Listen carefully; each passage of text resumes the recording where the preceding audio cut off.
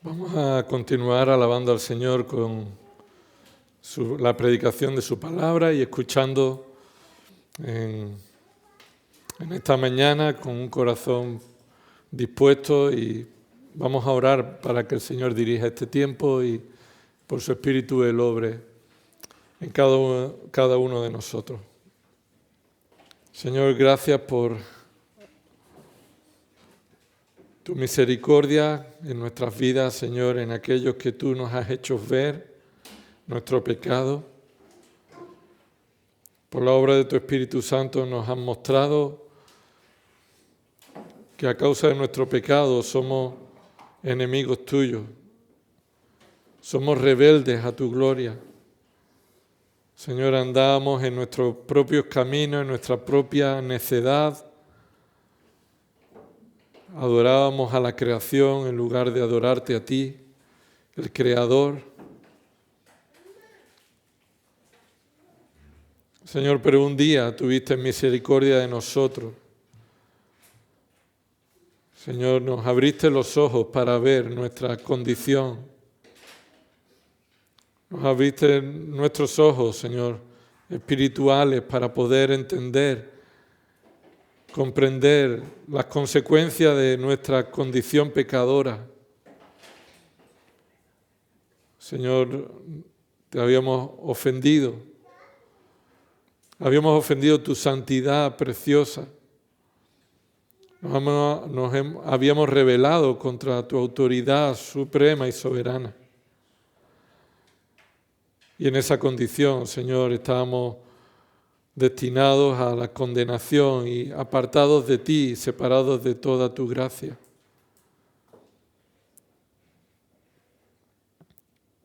Toda la humanidad hemos pecado y por tanto estamos separados, alejados y no alcanzamos tu gloria.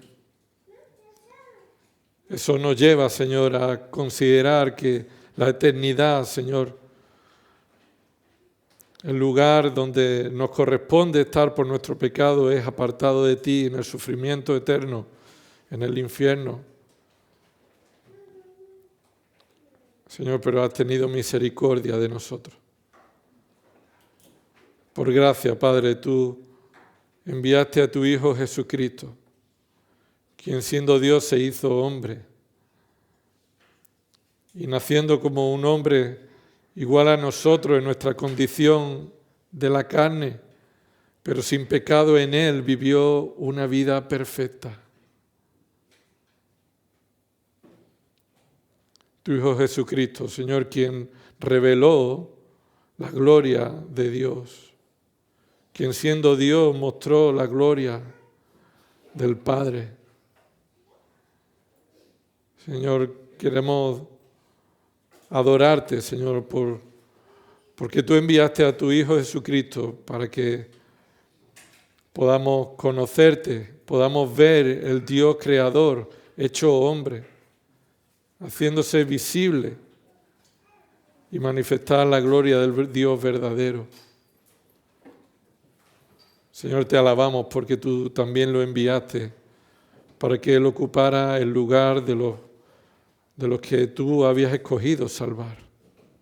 Él fue a la cruz para morir en el lugar de los que tú nos has salvado.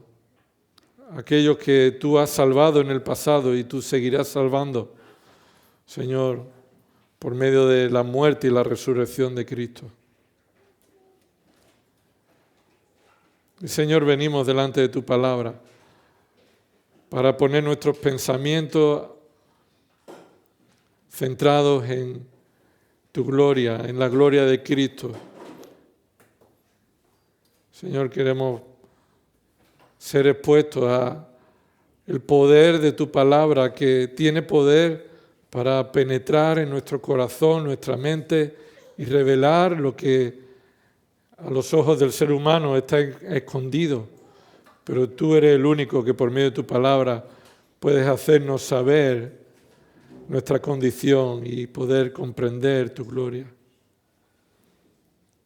Por eso te rogamos que tu Espíritu Santo, Señor, en esta mañana abra los ojos de aquellos que están sin Cristo y sin salvación.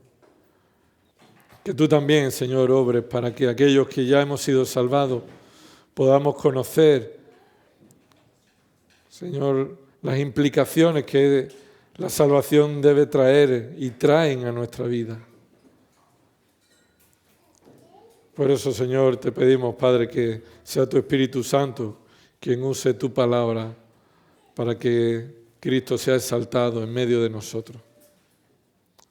Todo esto oramos, Señor, por los méritos de Cristo, por la justicia de Cristo, por la obra perfecta de Cristo. Lo hacemos en su nombre y decimos amén. Os invito a abrir vuestra Biblia en Primera de Timoteo, capítulo 6. Primera de Timoteo, capítulo 6, versículo del 1 al 2. Y dice así la palabra del Señor, inspirada por el Espíritu Santo, usando a Pablo para escribir las palabras que salen de la boca de Dios. Dice así, versículo 1 y 2. Primera de Timoteo 6, 1 y 2. Todos los que están bajo yugo como esclavos, consideren a sus propios amos como dignos de todo honor, para que el nombre de Dios y nuestra doctrina no sean blasfemados. Y los que tienen amos, que son creyentes, no les falten el respeto, porque son hermanos, sino sírvanles aún mejor, ya que son creyentes, y amados los que se benefician de su servicio. Enseña y predica estos principios. La palabra de Dios, la sana doctrina, el evangelio que salva a los pecadores y los hace ser hijos de Dios, afecta a toda área de nuestra vida. Y como hemos visto en domingos anteriores, la forma en la que un creyente se comporta en el trabajo, especialmente con respecto a sus jefes, da testimonio y demuestra nuestra sumisión a Cristo como Señor. Efesios capítulo 6, versículos del 5 al 8, nos dice que cuando el creyente ha sido salvado y es llamado a vivir conforme a la voluntad de Dios, nuestro trabajo debe ser realizado como para el Señor y no como para los hombres. Y no para ser visto por los hombres, sino para la gloria de Dios.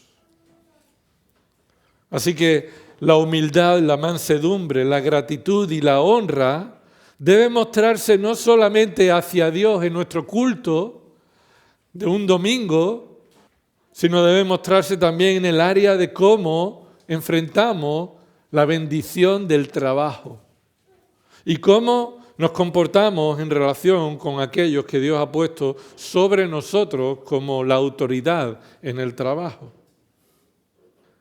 Y estamos estudiando estas dos instrucciones fundamentales para mostrar nuestra vida piadosa a aquellos que hemos sido salvados por la gracia de Dios en Cristo Jesús por medio de la fe. ¿Cómo podemos vivir de testimonio para la gloria de Dios en el trabajo? En primer lugar, versículo 1, estuvimos viendo que demostrar nuestra sumisión a Cristo se hace considerando a nuestros jefes inconversos como personas dignas de todo honor. Ya estuvimos viéndolo el domingo pasado. Debemos reconocer que estamos bajo el yugo. Debemos reconocer que estamos bajo yugo. Obsérvalo ahí, versículo 1. Todos los que están bajo yugo, como esclavos. Y es que la función o la relación en el trabajo tiene la relación de estar bajo la autoridad, bajo el dominio de una persona superior a nosotros, y estamos nosotros en una posición de sometimiento a tal persona. Nuestra sumisión al yugo de Cristo se demuestra en cómo nos sometemos al liderazgo de nuestro jefe en el trabajo. La forma en que honramos a nuestro jefe en el trabajo es el testimonio que damos de cómo honramos a Cristo como Señor.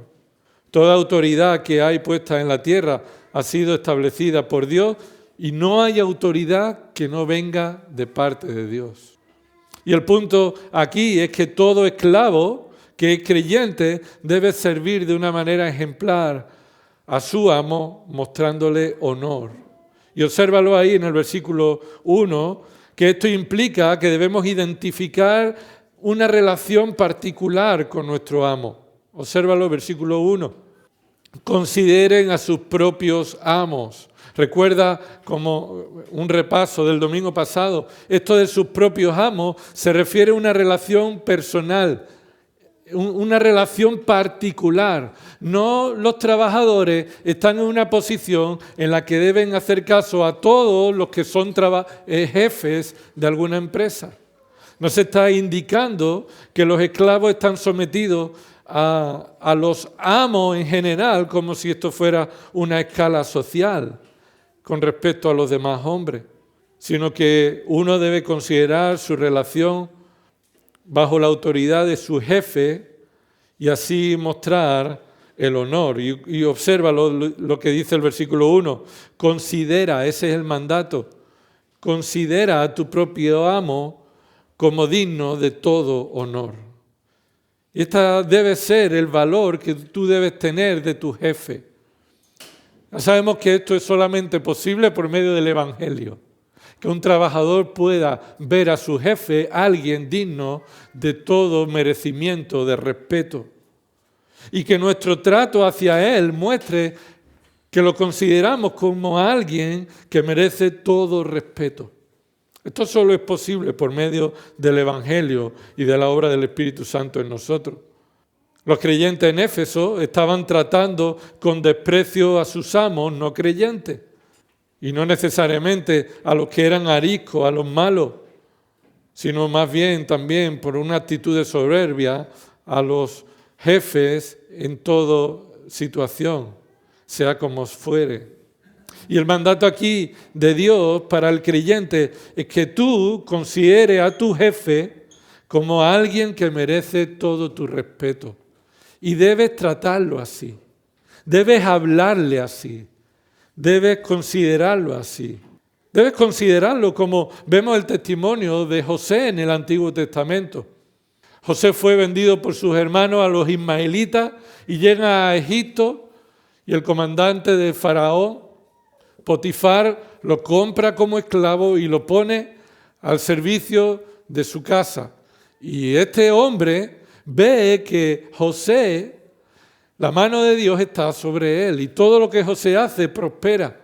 Así que como un buen jefe, ve a un trabajador en el que Dios lo hace prosperar todo su trabajo y lo pone como mayordomo de toda su casa.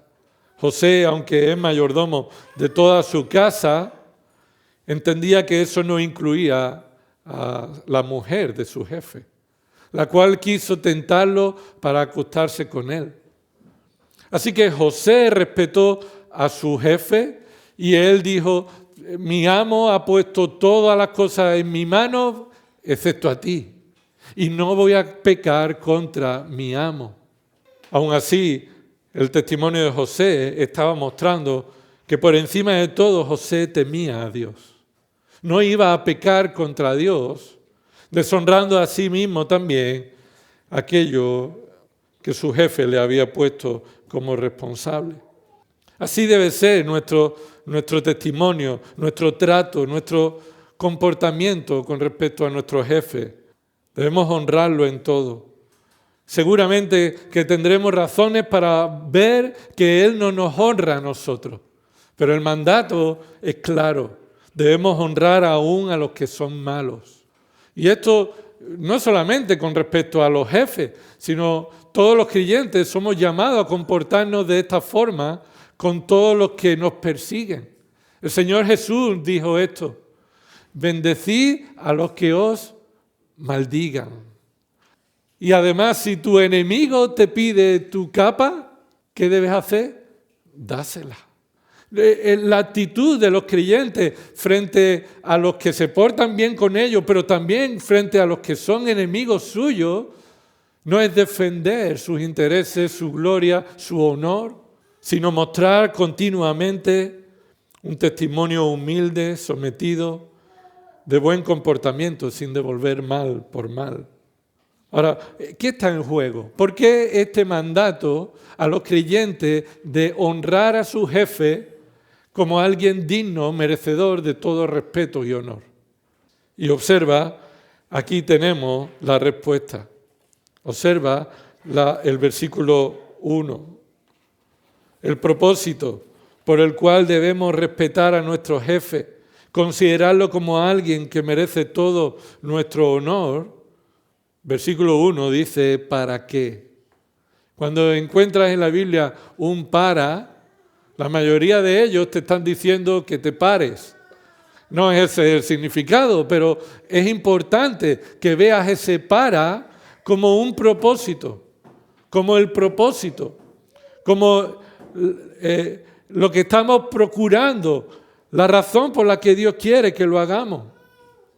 Este propósito se muestra aquí, que los creyentes deben considerar a sus amos como dignos de todo respeto en su manera de servirle, y el propósito es que no sea blasfemado el nombre de Dios ni la sana doctrina. Que no sea blasfemado el nombre de Dios ni la sana doctrina, obsérvalo, para que el nombre de Dios y nuestra doctrina no sean blasfemados. Aquí el punto nos está diciendo es que nuestro comportamiento en el trabajo no es para que tú puedas ascender en el trabajo. No se centra en ti. La razón por la que debemos dar este testimonio no es para tu bien en una expectativa laboral o en una consideración de los hombres, sino el propósito te apunta a la gloria de Dios, al fin supremo, el propósito supremo, evitar que Dios sea blasfemado. ¿Qué significa blasfemar? La palabra blasfemar significa hablar mal de alguien, hablar mal de alguien. Está acompañado de ese adverbio de negación, para que no sea blasfemado. Es decir, cuando tratamos con todo respeto a nuestro jefe, a pesar de cómo él se comporte con nosotros, cuando estamos evitando, de esa forma estamos evitando que el nombre de Dios y su palabra sea objeto de injuria, objeto de que alguien hable mal de él. Posiblemente nadie hablará mal de ti si tú tratas a tu jefe como tu propio compañero lo trataría. Si tú te comportas como el resto de personas que no tienen temor de Dios, no buscan agradar a Dios ni buscan glorificarle, si te comportas como uno más, si te comportas como tu piloto automático te marca sin la obra del Espíritu Santo en tu vida, entonces nadie te va a ver mal.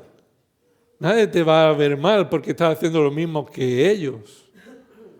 Pero sí van a ver mal tu testimonio de cómo te sometes al Señor. No se trata de ti, se trata del testimonio de Dios.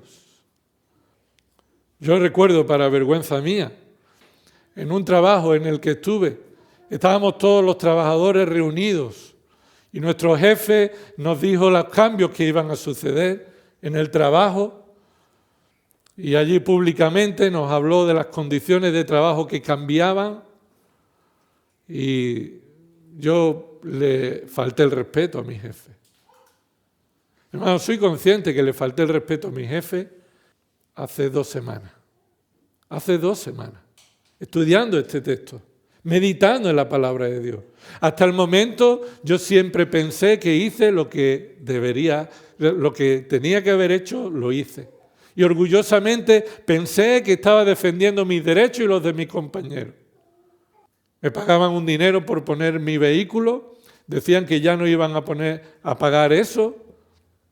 Y entonces yo públicamente le pregunté, ¿usted va a dejar de pagar este dinero? Sí.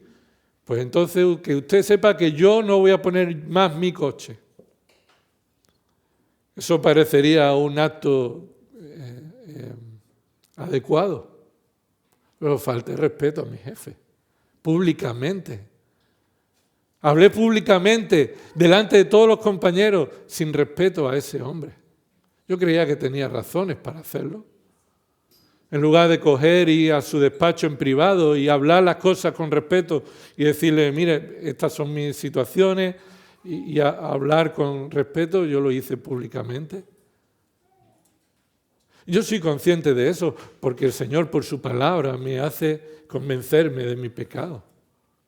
Es el Espíritu Santo quien nos convence de cómo muchas veces nos comportamos pensando que es correcto y justo. Pero hermano, nuestra falta de respeto va mucho más allá de lo que en ocasiones somos conscientes. Y eso no habló mal de mí. Nadie me dijo que hay que ver cómo lo hiciste. Pero seguro que habló mal del testimonio de un creyente frente a mi jefe, mi superior. Nuestro testimonio debe ser coherente en todo momento. Y no podemos separar nuestras relaciones laborales de nuestra esencia de lo que somos. En cada momento, en cada situación, somos embajadores de Cristo. Somos embajadores de Dios y debemos vivir conforme a sus principios. No podemos decir que servimos al Señor con humildad, pero después desconsiderar a nuestro jefe con falta de respeto público.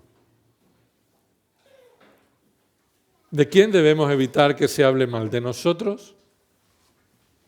Debemos evitar de que se hable mal de Dios. No se trata de nosotros ni nuestro prestigio. Se trata de Dios, de su gloria y su palabra. Observa ahí el versículo 1. Para que el nombre de Dios no sea blasfemado.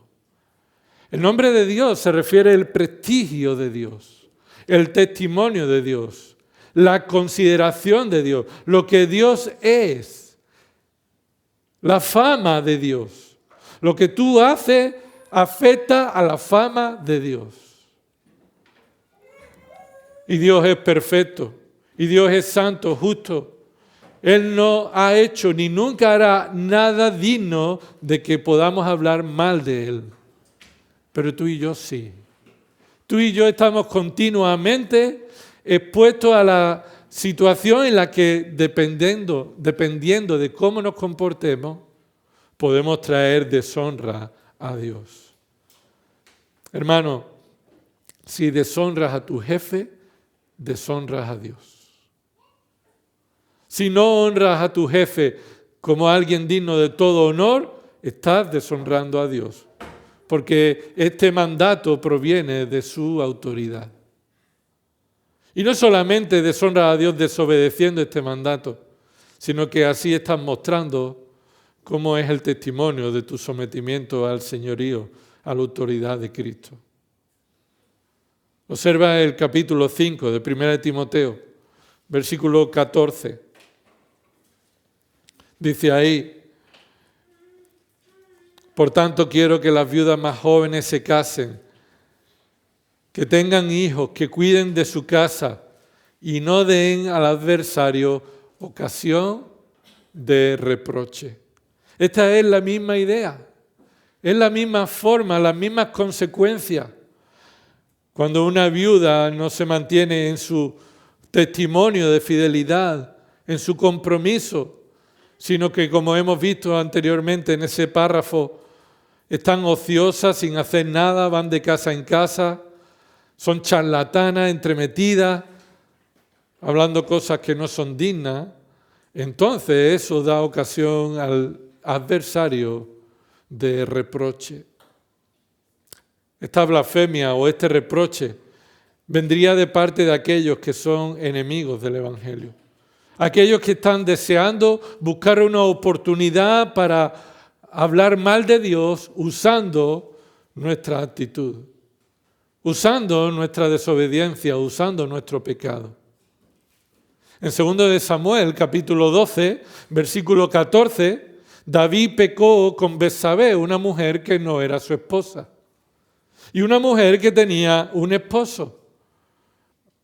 Y esa fue la forma en la que David dio ocasión de blasfemia a los enemigos del Señor.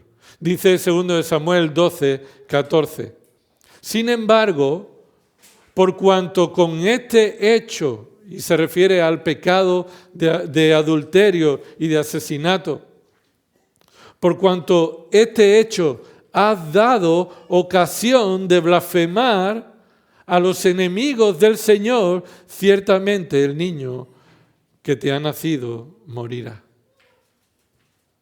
Lo que está David escuchando es que por encima de todo el pecado ha dado oportunidad a los enemigos de Dios para hablar mal de Dios. Y eso traerá consecuencias, y en este caso le trajo la consecuencia de la muerte de este niño. Cuando el propósito de nuestra vida está centrado en glorificar a Dios, entonces nuestra conducta debe mostrarse también una conducta de obediencia. Mira lo que dice Nehemías capítulo 9, versículo 5. Después de que los que fueron deportados a Babilonia volvieron, reconstruyeron las murallas, escucharon la palabra de Dios predicada en el capítulo 8, y allí lloraron amargamente porque sufrieron el pecado, sufrieron por su pecado y trajeron deshonra a Dios. Entonces en el capítulo 9 se comprometen y alaban al Señor diciendo, versículo 5, Nehemías 9:5. Entonces los levitas Jesúa, Cadmiel, Bani, Asabnías, Serebías, Odías, Sebanías, Petaías dijeron, levantaos, bendecid al Señor vuestro Dios por siempre y para siempre. Sea bendito tu nombre, tu glorioso nombre, y exaltado sobre toda bendición y alabanza. Este era el compromiso de personas que eran conscientes de que su comportamiento era la forma en la que iban a poder dar gloria a Dios. Del mismo modo, su comportamiento fue la causa que trajo deshonra y blasfemia a la fama de Dios. Y los creyentes debemos comportarnos en nuestro trabajo de esta misma forma. Que nadie tenga nada malo que decir a Dios, nuestro Señor y su palabra, y que sea cierto. Escucha, y que sea cierto. Que nadie pueda decir nada malo acerca de Dios por medio de tu testimonio y que sea cierto lo que dicen de Dios y su palabra por medio de tu testimonio. Sin duda que en el capítulo 3, versículo 23 de Colosenses 3:23, se nos vuelve a enseñar esta importancia de servir a nuestro jefe como al Señor. Y dice ahí este pasaje bien conocido, Colosenses 3:23, y todo lo que hagáis, y está en el contexto de los siervos frente a sus amos, hacedlo de corazón como para el Señor y no para los hombres. Y nos dice que todo lo que hagamos con respecto a nuestro jefe lo debemos hacer como para el Señor, para su gloria, con un corazón transformado, movido por la palabra de Dios en dependencia de su gracia. No para recibir la gloria de los hombres, sino en base a nuestra pobreza, nuestra debilidad, hacerlo en el temor del Señor. Mira lo que dice el siguiente versículo, Colosenses 3:24. Sabiendo, y este es el conocimiento que nos da motivo a hacer todo como para el Señor y no para los hombres, sabiendo que del Señor recibiréis la recompensa de la herencia. Es a Cristo el Señor a quien servís, cuando servís a vuestro jefe como a Él. Es lo que está diciendo Pablo. Es al Señor a quien servís cuando servís a vuestro jefe como si fuera Cristo. Así que es a Cristo el Señor a quien servimos. Y esto sucede en cada momento. Cuando los hijos se someten a la autoridad de los padres. Cuando los creyentes nos sometemos al liderazgo y la autoridad de nuestros jefes. Y no solamente es blasfemado o hablado mal el testimonio de Dios, el nombre de Dios, su fama, sino también su palabra. Observa, 1 Timoteo 6:1, para que el nombre de Dios y nuestra doctrina no sean blasfemados. No sean blasfemados. Esa palabra y nuestra doctrina, es la palabra nuestra, no está en el original.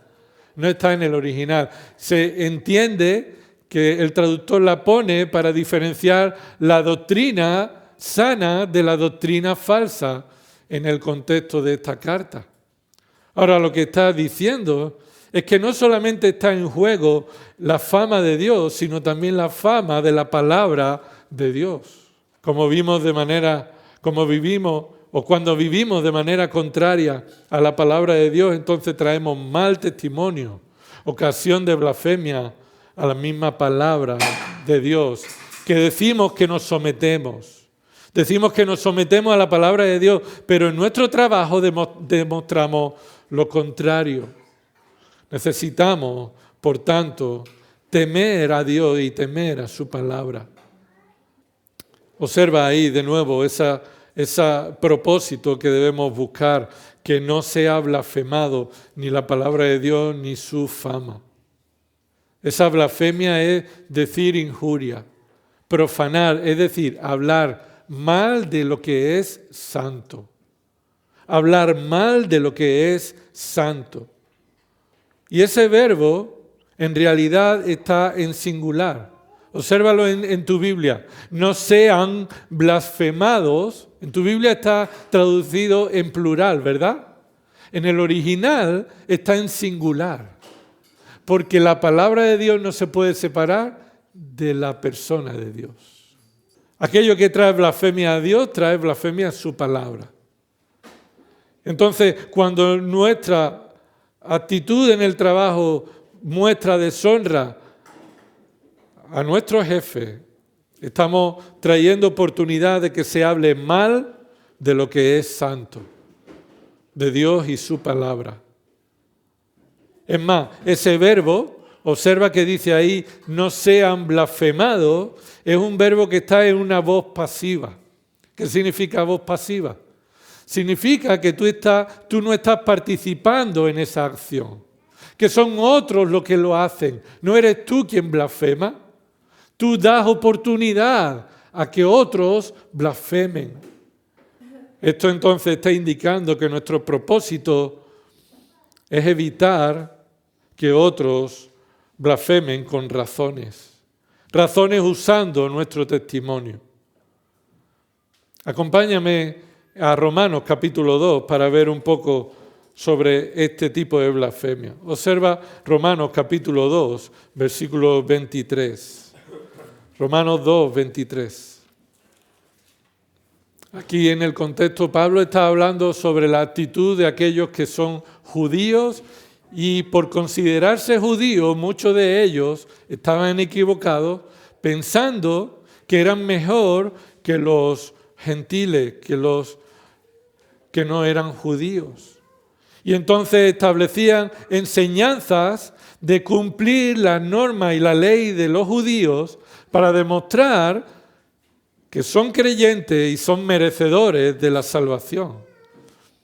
Y observa lo que dice ahí, en esa incongruencia de que la ley no ha sido dada para ser cumplida, sino para que conozcamos que somos pecadores. Y aquellos que enseñaban la ley para ser cumplida y demostrar su justicia están equivocados. Dice el versículo 23, tú que te jactas de la ley, violando la ley deshonras a Dios. Lo que está diciendo, ¿te das cuenta que cuando deshonras la ley estás deshonrando a Dios? Observa el versículo 24, porque el nombre de Dios es blasfemado entre los gentiles por causa de vosotros. Nunca Dios ha dado causa a nadie para que blasfeme con razón. Pero sí, aquellos que toman la palabra de Dios para manipularla y hacerla conforme a su opinión y su forma, están continuamente dando razones a los no creyentes, oportunidad de blasfemia. Y dice el versículo 25, pues ciertamente La circuncisión es de valor si tú practicas la ley, pero si eres transgresión de la ley, tu circuncisión se ha vuelto incircuncisión. Es decir, lo que está diciendo, lo importante no es lo físico, lo importante es de quién depende tu salvación, de tu justicia o la justicia de Cristo. En esto es lo que estaba pasando en Éfeso.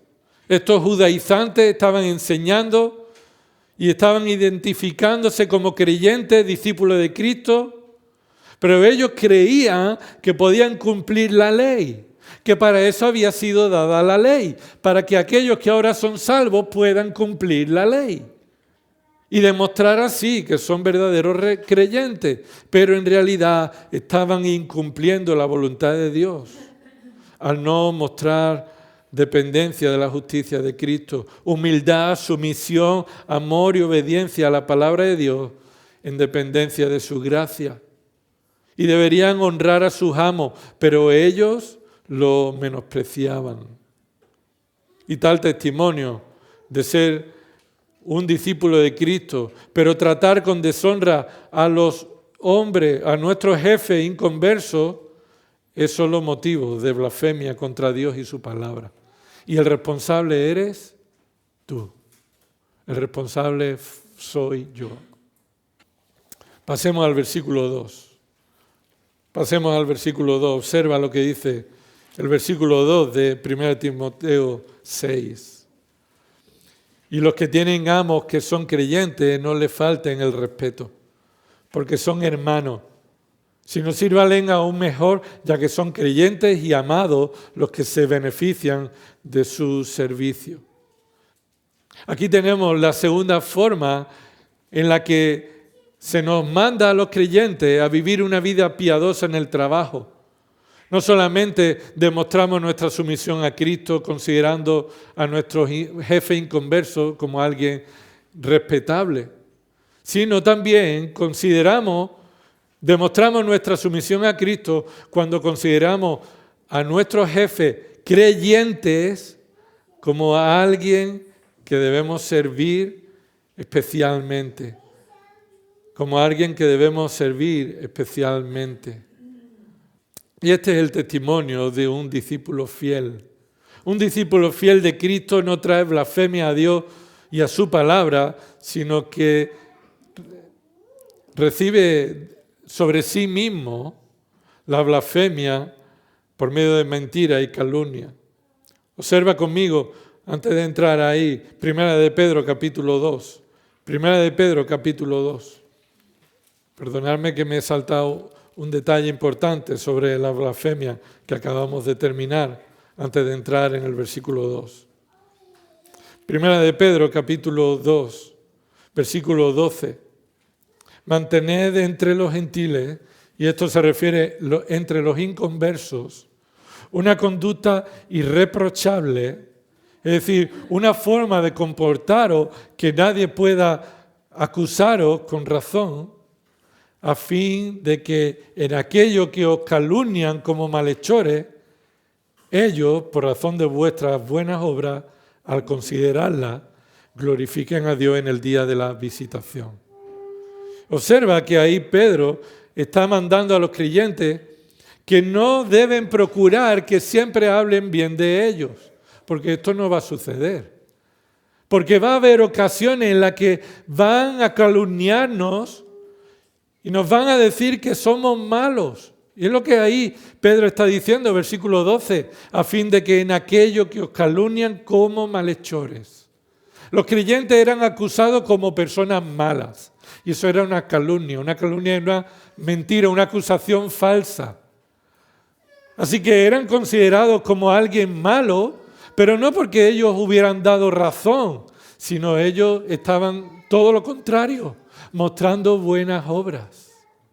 Así que no te importe lo que digan de ti, porque siempre va a haber alguien que te acuse, aunque estés ocupado en buenas obras. La cuestión es que tú no des razones y sea cierto lo que están diciendo de ti como malhechor. Y mira lo que dice en el capítulo 3, versículo 16. Capítulo 3, versículo 16.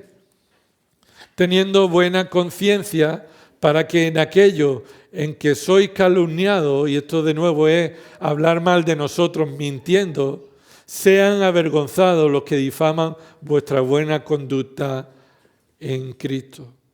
Lo que estamos viendo, hermanos, es que siempre va a haber personas que blasfeman contra Dios o hablan mal de nosotros, pero aquí se nos manda a considerar que no seamos nosotros los que demos razones de peso para hablar mal, para blasfemar a Dios, sino que lo que hablen mal de nosotros sea simplemente mintiendo, que sea mentira lo que dicen de nosotros. Así que oremos al Señor que nos ayude a que no seamos causa de blasfemia del Dios Santo, de su santa palabra, que nuestro testimonio en el trabajo, delante de nuestro jefe, sea un testimonio singular de alguien diferente, un trabajador que honra a su jefe y que lo hace como al Señor. Y como hemos dicho, veamos el segundo mandato, 1 Timoteo 6, versículo 2. El segundo mandato es mostrar que nos sometemos a Cristo como Señor con el testimonio que vemos o que mostramos sirviendo mucho mejor a nuestros jefes creyentes sin falta de respeto. Versículo 2, observa esa palabra, los que tienen amos que son creyentes. Y presenta el segundo caso, presenta la segunda posibilidad, aquel creyente que es esclavo de otro amo y ese amo además también es creyente. Este mandato de nuevo recuerda que es un mandato de corrección. Lo que estos creyentes de Éfeso estaban haciendo era que estaban menospreciando no solamente a su jefe por ser inconverso, sino que también menospreciaban a su jefe cuando éste era un verdadero creyente. Esto se extiende a nuestro tiempo cuando somos creyentes con un jefe que además también es creyente. Y por la misma razón, los creyentes no debemos menospreciar a nuestro jefe, y aquí se nos muestra en un sentido negativo. En primer lugar, versículo 1, no consideren en sentido afirmativo. Versículo 2, en sentido negativo, no le falten el respeto. En definitiva, es exactamente lo mismo. A uno debe tratarlo con respeto, al otro no debe faltarle el respeto. El jefe creyente debe mostrar el mismo testimonio hacia sus trabajadores, pero nosotros como trabajadores no debemos encontrar una razón de menosprecio, de falta de respeto, porque creamos que somos los mismos o somos iguales en el cuerpo de Cristo. Que como somos hermanos en el mismo cuerpo, entonces ya no hay orden de sumisión en el trabajo. Y eso no es así. Aunque todos formamos parte del mismo cuerpo y todo en dependencia de Cristo como la cabeza, si tu jefe es un creyente, debes someterte a su autoridad. No debes menospreciarle ni faltarle respeto por el hecho de ser un hermano tuyo. Y esa es la razón, versículo 2. La principal razón está ahí, versículo 2. ¿Por qué? ¿Por qué no deben faltarle respeto? Porque son hermanos. Y esto se refiere, esos jefes son hermanos de los que son esclavos. Esto se refiere concretamente a la instrucción que está dirigido a otro creyente. Son hermanos tus jefes. Se nos argumenta esta razón por la que no debemos faltar el respeto a nuestros jefes, porque tenemos una relación común con Dios como nuestro Padre. Mira, sois hermanos y los dos tenéis el mismo Padre y los dos debéis mostrar vuestra sumisión al mismo Padre en la forma en la que os respetáis en vuestra relación laboral. Y el contraste se nos muestra lo que sí deberían hacer, versículo 2. Sino sírvanle aún mejor. Sírvanle aún mejor. Esta es la alternativa piadosa. Debe caracterizarse de que hay un deseo y una voluntad de un servicio aún más excelente. Aún más excelente. Aún mejor, indica que debemos esforzarnos por servir a nuestro jefe si este es creyente, más allá de lo que estamos obligados a hacer en nuestra relación. Ya no solamente porque te paga la nómina, sino porque es tu hermano, le vas a servir más allá de tu compromiso laboral. Versículo 2, observa que dice, ya que son creyentes y amados. Esta es de nuevo la segunda razón que se nos da de por qué debemos esforzarnos para servir a nuestros jefes si este es creyente. Primero, porque son creyentes.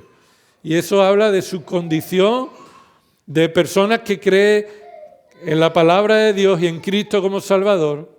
Son igualmente llamados a obedecer la palabra de Dios. Pero en segundo lugar, porque son amados. Esto indica, primero, que son amados por Dios y segundo, que tú los debes amar a Él como Dios te ha amado a ti. Observa lo que dice Primera de Juan.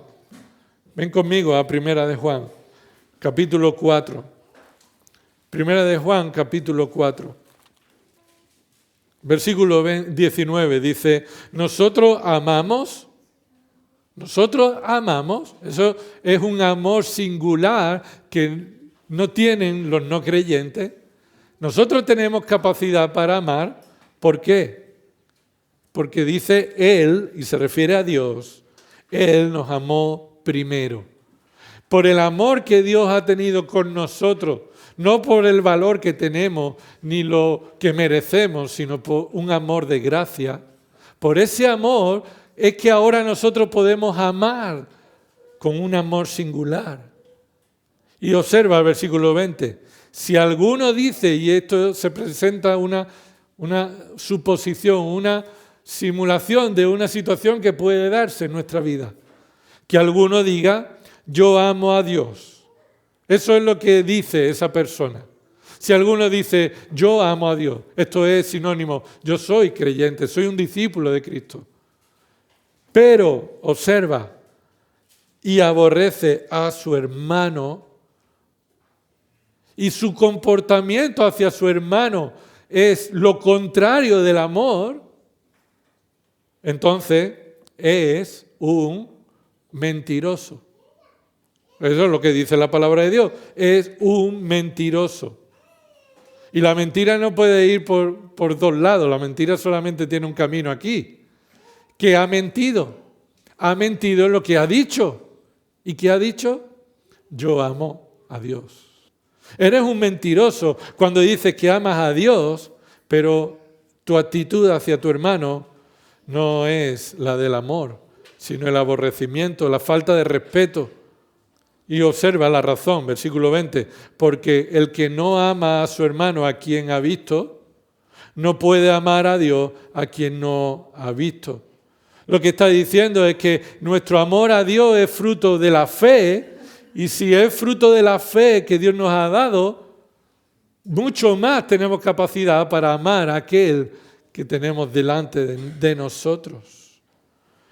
La fe verdadera se muestra en cómo nosotros amamos a nuestros hermanos y esto se lleva hasta el punto de la relación laboral.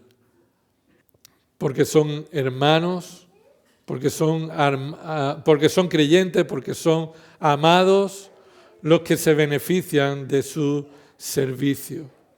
Los que se benefician de su servicio. ¿Qué significa eso? Los que se benefician de su servicio. Debemos considerar que nuestro servicio es un beneficio para los amos.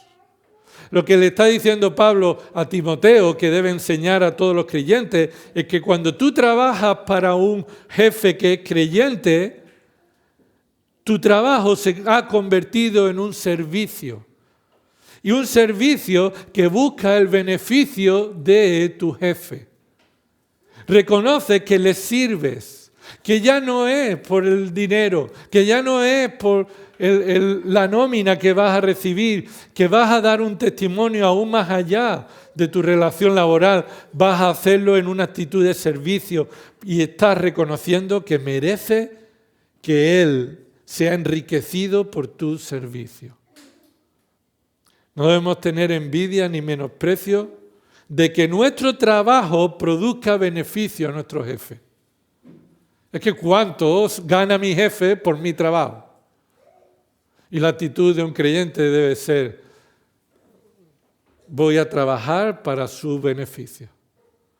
Esto es lo que dice ahí, versículo 2, ellos son los que se benefician de su servicio. Es a ellos a quien debemos servirle mejor, sabiendo que ellos se van a beneficiar de nuestro trabajo y que ellos merecen y queremos que sean bendecidos por nuestro trabajo. Y observa que ya no dice ahí de nuestro trabajo o de su trabajo. Se está mostrando la palabra servicio, que enfatiza que lo hacemos como esclavos, no como trabajadores, lo hacemos para Él, para su beneficio, esperando la retribución generosa y la provisión de Dios conforme a su voluntad. Así que tenemos esas dos instrucciones de cómo debemos honrar a Dios en nuestro trabajo. Demostramos nuestra sumisión a Cristo como Señor cuando consideramos a nuestro jefe inconverso como digno de todo honor. Y cuando también servimos mucho mejor a nuestros jefes que son creyentes, sirviéndoles con respeto. Observa al final del versículo 2. Demostramos nuestra sumisión a Cristo cuando escuchamos y nos sometemos a esta palabra predicada. Cuando no buscamos recoveco para acomodar a nuestra opinión la palabra de Dios. Cuando no mantenemos alejado nuestra relación laboral de nuestra sumisión a Cristo. El Señor te ha salvado en todas las esferas de tu vida. Y eso debe mostrarse en todo lo que tú hagas, incluido tu trabajo. Por eso Pablo le dice a Timoteo: enseña y predica estos principios. Primero porque Timoteo se vería tentado a no meterse en terreno de fango, ¿no? O peligroso. Cada uno tiene su jefe, cada uno tiene su opinión, su situación, cada uno en su trabajo va a actuar como crea. Así que ese no es un área en la que deba predicarse. Más de uno podría decir esto en los creyentes de una iglesia. Mira, no te metas en áreas de mi vida. Yo no tengo derecho, ningún pastor tiene derecho a meterse en áreas de la vida de nadie, sino somos llamados a predicar todo el consejo de Dios. Y si esta palabra se mete en un área de tu vida en la que estás acomodado a mantenerlo en un margen y hacer las cosas como tú creas, la palabra de Dios nos dice que Él tiene la autoridad de meterse en todo cajón de tu vida, en toda esquina de tu armario, en toda área de tu vida, en cada minuto que hagas. Y creo que la mayor parte del tiempo que ocupamos en nuestra vida es o durmiendo, o comiendo, o trabajando. Por eso necesitamos pedirle al Señor: ayúdanos a someternos a tu palabra, incluido en la forma en la que debemos trabajar, la forma en la que debemos someternos, que seamos columna y sostén de la verdad también en mi relación laboral. Eso no está al margen del señorío de Cristo. Algunos han dicho en el trabajo: mi jefe me engañará en el sueldo, pero no en el trabajo, ¿verdad? Esas luchas laborales de que siempre el trabajador quiere cobrar más y el empresario pagar menos. Y entonces llega alguien que cree que no se le está pagando lo que se merece, entonces su respuesta es: pues voy a trabajar como yo creo que se merece el sueldo que me están dando. Y todas estas formas de pensar, hermano, no están fuera, están en nuestro corazón. Nuestro corazón es una fábrica de falsa doctrina, continuamente. Por eso no podemos dejarnos llevar por nuestro piloto automático, porque está estropeado, está caído. Lo que creemos que es justo, no lo es. Lo que delante de Dios es justo, a nosotros nos parece injusto en muchas ocasiones. No sé si estarás de acuerdo o no, pero te invito a que vengas a Mateo capítulo 20. Mateo capítulo 20. Y aunque Mateo capítulo 20 empieza ahí un nuevo capítulo, observa que la primera palabra ahí es porque. ¿Qué significa porque? Significa que lo que ha dicho antes tiene que ver con la parábola siguiente, con la que viene ahora a continuación. Y lo que se ha dicho antes empieza en el versículo 23 del capítulo 19. Observa el versículo 23 del capítulo 19. Y Jesús dijo a sus discípulos: en verdad os digo que es difícil que un rico entre en el reino de los cielos. Y otra vez os digo que es más difícil que un camello pase por el ojo de una aguja que el que un rico entre en el reino de Dios. Al oír esto, los discípulos estaban llenos de asombro y discutían y decían: entonces, ¿quién podrá salvarse? Esa es una manera inapropiada de pensar que la salvación tiene algo que ver con el dinero. Algo mal estaba aquí, ¿verdad?, en la mente de estos discípulos. Versículo 26, pero Jesús mirándolo les dijo: para los hombres eso es imposible, pero para Dios todo es posible. Claro, para Dios todo es posible conforme a su voluntad. Dios no puede mentir porque va en contra de su propia naturaleza. Pero para Dios, todo lo que el hombre no puede hacer, Dios es el único que lo puede capacitar para que lo haga. Y se refiere al hecho de amar al dinero o amar a Dios. Una persona no puede amar a Dios y dejar de amar el dinero si no es porque Dios lo haga posible. Y entonces dice el versículo 27, entonces respondiendo Pedro le dijo: he aquí nosotros lo hemos dejado todo y te hemos seguido. ¿Qué pues recibiremos? Fíjate qué actitud la de Pedro, ¿no? Es imposible para el hombre, pero solo Dios lo hace posible. Y dice Pedro: pues nosotros lo hemos hecho. Está un poco Pedro perdido. Está perdido porque Pedro está enfatizando que él ha podido hacer lo que para el hombre es imposible. Y no está enfatizando que es por la gracia de Dios que ellos lo han hecho. ¿Y qué pues recibiremos? Y observa el versículo 28 y Jesús le dijo: en verdad os digo que vosotros que me habéis seguido, en la regeneración, cuando el Hijo del Hombre se siente en el trono de su gloria, y esa regeneración se refiere al milenio, no en la regeneración de salvación de la persona, se refiere al tiempo de la restauración de todas las cosas, en el milenio. Cuando el Hijo del Hombre se siente en el trono de su gloria, esto es Cristo reinando en el milenio, os sentaréis también vosotros sobre 12 tronos para juzgar a los 12 tribus de Israel.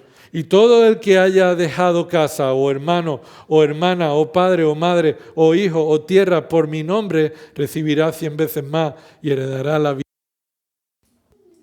Y dice el versículo 30, pero muchos primeros serán últimos, y los últimos primeros. ¿Por qué dice Jesús esto? Mira, Jesús dice esto respondiendo a lo que Pedro ha dicho. Nosotros hemos dejado, hemos hecho, ¿y qué vamos a recibir a cambio? No hay merecimiento. No, está Pedro confundido. No hay merecimiento en nada de eso. No tenemos derechos más que otros por lo que nosotros hayamos hecho anteriormente. Y observa lo que dice la parábola. Porque el reino de los cielos es semejante a un hacendado. Este es un hombre que tiene una hacienda, que salió muy de mañana para contratar obreros para su viña. Y habiendo convenido con los obreros en un denario al día, los envió a su viña. Ya tienes ahí un grupo de trabajadores, ¿verdad? Muy temprano. Antes de que salga el sol ya conviene en un precio. ¿Cuánto va a trabajar si viene a mi viña? ¿Un denario? Vámonos. Versículo 3. Y salió como a la hora tercera, esto sería las 9 de la mañana, y vio parado en la plaza a otros que estaban sin trabajo. Y a estos les dijo: id también vosotros a la viña y os daré lo que sea justo, es decir, lo que convengamos. Aquí no ha definido un dinero concreto. Y ellos fueron. Versículo 5. Volvió a salir como a la hora sexta y a la hora novena, e hizo lo mismo. Y saliendo como a la hora undécima, es decir, antes ya de que acabe la jornada laboral, ¿cuánto trabajaba en aquella época un jornalero? 12 horas. Desde las 6 de la mañana que sale el sol hasta las 6 de la tarde. Y entonces, cuando era ya la hora undécima, encontró a otros parados y les dijo: oye, ¿por qué habéis estado aquí parados todo el día sin trabajar? Y ellos le dijeron: porque nadie nos contrató. Él les dijo: y también vosotros a la viña. Y al atardecer, el señor de la viña dijo a su mayordomo: llama a los obreros y págales su jornal, comenzando por los últimos hasta los primeros. Cuando llegaron, los que habían sido contratados como la hora undécima, cada uno recibió, ¿qué? Un denario. Versículo 10. Y cuando llegaron, los que fueron contratados primero pensaban que recibirían más. Ellos pensaron y dijeron: oye, si a eso le han pagado un denario, entonces prepárate. Y observa, pero ellos también recibieron un denario cada uno. Y al recibirlo murmuraban contra el hacendado, diciendo: estos últimos han trabajado solo 1 hora, pero los ha hecho iguales a nosotros, que hemos soportado el peso y el calor abrasador del día. Y yo me he visto en muchas ocasiones en mi trabajo así, en mi vida así. Esto no es justo por lo que le dan a otros. Esto no es justo por lo que otros reciben. Observa el versículo 13. Pero respondiendo él, se refiere al hacendado, al jefe, dijo a uno de ellos: amigo, no te hago ninguna injusticia. Que quede claro, no te hago ninguna injusticia. Lo que está diciendo es: estás equivocado de que esto sea injusto en tu comparación. En tu idea de la justicia estás equivocado. Y observa la pregunta: ¿no conveniste conmigo en un denario? ¿Respuesta cuál es? Sí, convení contigo en un denario. Observa que no se habla nada de los que contrataron a mitad del día. No se sabe nada. Pero los que protestaron fueron los que creían que tenían más derecho por estar trabajando más horas. Y observa el versículo 14. Toma lo que es tuyo y vete. ¿Sabes por qué es suyo? Porque hubo un acuerdo. Hubo un acuerdo. Y dice Romanos 4:4, el que trabaja, su sueldo no se le considera como regalo, sino como deuda.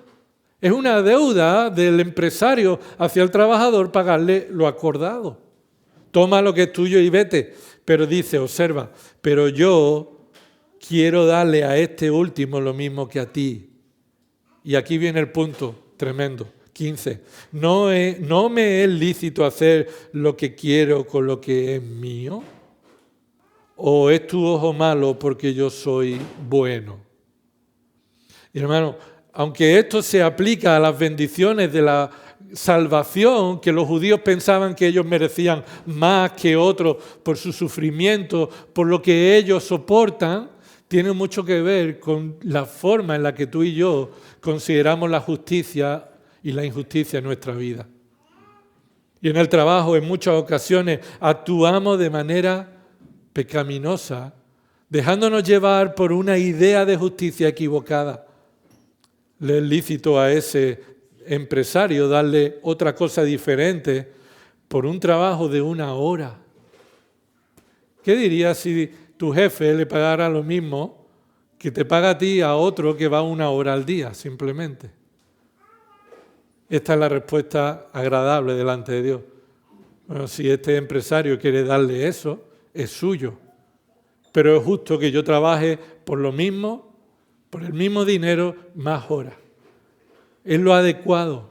Otra cosa diferente es que no se cumpla lo acordado, entonces tendrás que buscar formas de, con respeto, tomar otro jefe que no te engañe. Pero lo que parábola muestra, hermano, es que en muchas ocasiones nos dejamos llevar por nuestro juicio que está equivocado, está estropeado. Y somos llamados, hermanos, a ser guiados por la palabra de Dios, a comportarnos frente a la autoridad como la autoridad que viene de parte de Dios, a cumplir con nuestras responsabilidades, ya sea el estudio, el trabajo, las labores del hogar, el ministerio. Somos llamados a dar testimonio de quién es Dios y quién es Cristo como nuestro Señor en la forma en la que honramos a nuestro jefe. Vamos a orar. Señor, gracias, Padre, por tu palabra. Señor, ayúdanos, Señor, a mostrar el fruto espiritual en nuestras vidas, Señor, del amor que tú has tenido con nosotros. Señor, te rogamos, te pedimos que nos ayude a no estar afanosos por las cosas de este mundo, por la gloria de este mundo, por las riquezas de este mundo. Señor, que nuestro trabajo sea considerado, Señor, una bendición para dar testimonio de quién eres tú, para trabajar en dependencia de tu provisión, no para vivir para el trabajo, Señor, sino para vivir para tu gloria, con prioridades adecuadas, Señor, pero además con un testimonio humilde, humillado, sencillo, que sirve a los demás como sirviéramos a Cristo. Señor, ayúdanos y perdónanos nuestros pecados, Señor. Ayúdanos a examinar nuestra vida más allá de lo superficial, Señor. Que nuestro testimonio en el trabajo y en toda área de nuestra vida sea la forma en la que podamos darte gloria con nuestra obediencia en dependencia de tu Espíritu. En el nombre de Jesús lo pedimos. Amén.